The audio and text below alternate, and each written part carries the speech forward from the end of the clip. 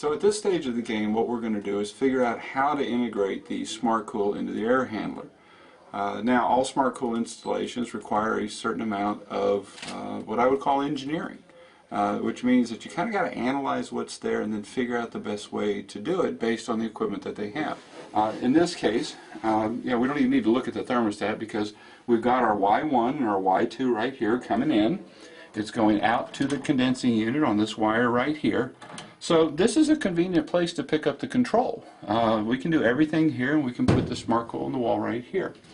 Now, if this was not present, then what we would probably have to do is to dip into the wiring and the control system down here. A little bit difficult to see, but you can see we've got a fair collection of spaghetti. But the key thing to notice right down here is, guess what? Here's our Y1 and our Y2. Here's our red where we can pick up the power. Everything we need is right there, so even if you didn't have this convenient little thermostat interface, we could wire it right up here down at the bottom. So let's get started. Okay, we're going to talk for a second about the actual wiring of the Molex connectors in the Smartcool. Now, in this particular case, I haven't completely wired it, of course. You'll see that I have the common here, and then I've also come into the common. Now, these are called jumpers. So you cannot have more than 2 wires in any one location.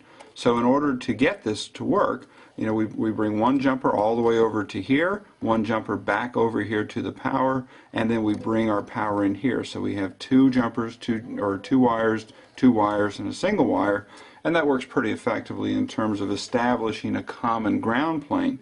Now this only applies when you're utilizing a single control transformer and everything is coming off of the common on that single control transformer. Now the other thing to keep in mind is that you have to be sure not to make your leads too long, because when the leads are too long, then you will expose copper wire, which will then permit a potential short or some other difficulty in the wiring. Now the one more thing that's kind of a useful thing to know, you can tighten these when they're in place. Go ahead and get kind of a little preliminary tightness to it just to hold the wire in place, lock it in. But when you go to tighten it, be sure that you hold the connector and then tighten holding onto the connector. Because if you tighten holding onto the case, you could potentially twist this off. So be very careful of that. You can certainly unplug the connector and tighten with the connector not installed. Now what we're going to do is we're going to connect up the channels 1 and the channels 2. Now this is very, very important. So we'll see channel 1, which always goes to stage 1, and channel 2 that always goes to stage 2. Now this is important because particularly in this case, as we know, this is a dual heat pump system.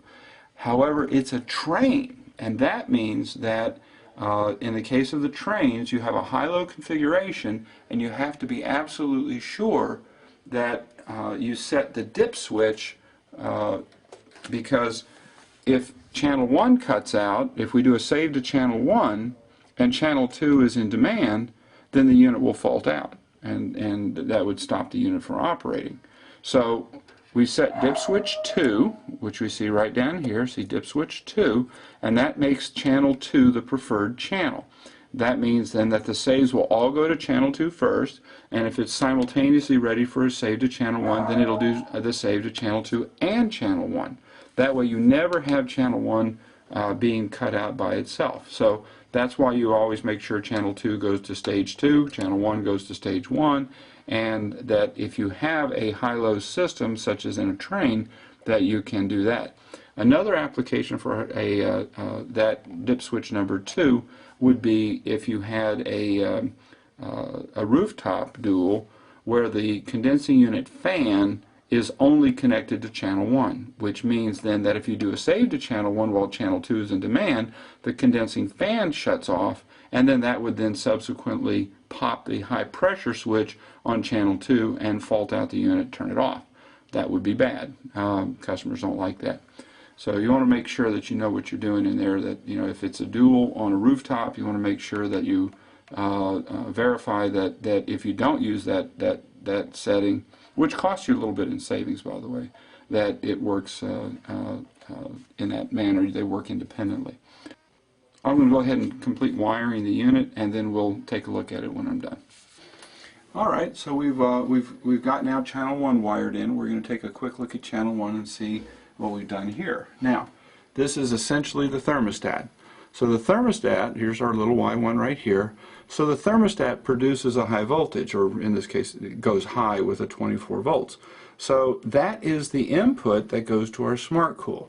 Now you will see that I left it all exposed up here, and this is number one to make sure that I can cross-check my wire colors, because if you mess that up, you mess up the whole thing. So again, I got my yellow wire here. It's going to my input on my channel 1, right? And then the blue, right, see there's the blue, is coming in, and now the blue is picking up 2 wires. Now, let me reiterate again.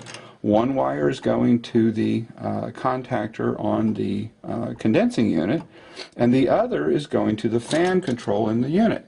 So I wire the blue in here because that continues the circuit, so when the Smartcool allows the voltage to go through to reactivate the compressor, it will simultaneously pass the voltage to the air handler to activate the air handler into that particular speed control. And then I'm going to do the same wiring into channel 2, and again, as we see, we have these two are jumpered together coming off of the thermostat, and we'll take those, and again we'll join those together, and in this case we'll use the orange wire as my input, and we'll use the black wire to continue the circuit. So I'll go ahead and get that wired now. Alright, what we're going to look at here is going to be the final wiring and a couple of other little things that are of interest. So we see that we've come into the channel 1 input and the channel 1 normal closed, and I normally use yellow and blue for that.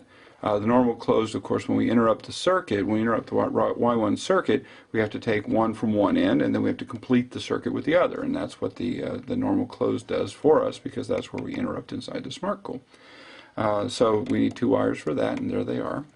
And then for channel 2, of course, we have to do exactly the same thing. In this case, I'm choosing to use orange and black. No particular reason for that. One of the nice things about all the wiring standards is that there's so many to choose from. So this is somewhat arbitrary, and normally keep pretty consistent on the channel 1.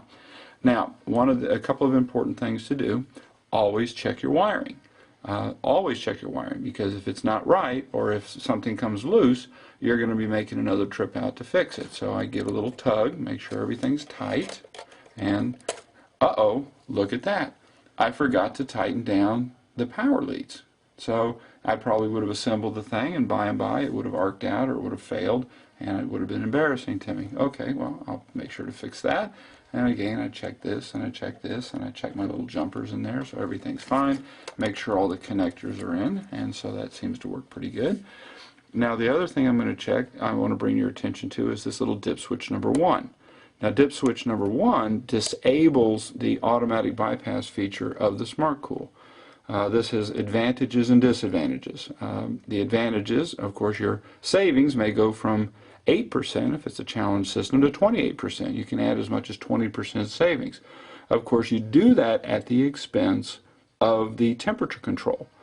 So use it very, very judiciously. There have been guys who've just always clicked that to get better savings, but then they lost the deal because the customer was unhappy because their house spiked up in the afternoon an additional 5 degrees. Because remember, when you do that, you're taking away 20% of the capacity at the highest heat input time of the day.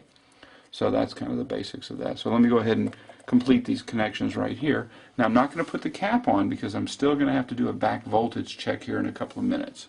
So stick around, it'll get a little more interesting. Alright, so now we've got it wired into the control. We've got our Y2. We can see clearly there's our Y2. The pickup going to the Smartcool is the orange. There is the orange going into the Smartcool. And then that comes back into the black, right, which then intercepts the condenser wire as well as the fan wire going into the fan unit. So that looks like it's wired correctly. Again, I always check and double check and double check. Now, the next thing that we did is that we have to supply the power and the common. Now, as it so happens, the way this one is wired, we've got these little terminals here. There is no room to put another wire in there. It's already got 3 wires in it.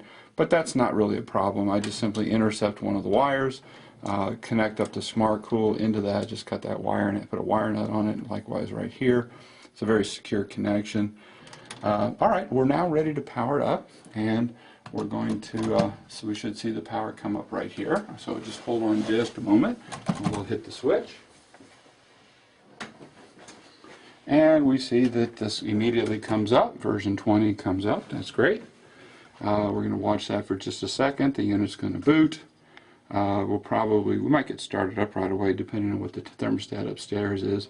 It is a digital thermostat, so we're not quite sure what it's going to do. It may have one of those lockouts. While we're waiting for just a second, we'll go ahead and pull off our little screen protector. Always want to pull that off because it will age onto the surface, and you come back a year later and the display is hard to read because the little thing's all yellowed out, so be sure to remove it. Also makes it look nice and shiny.